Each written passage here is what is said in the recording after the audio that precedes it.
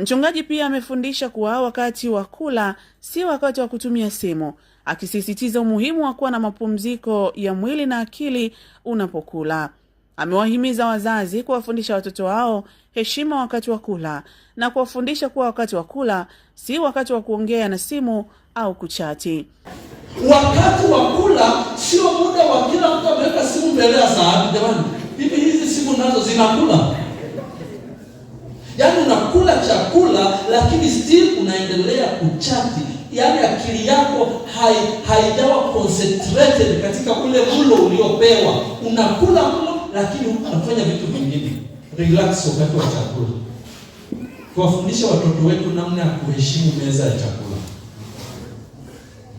Wakati wa kula ni wakula na familia zetu, sio wakula huku unaendelea kuchati na kuongea.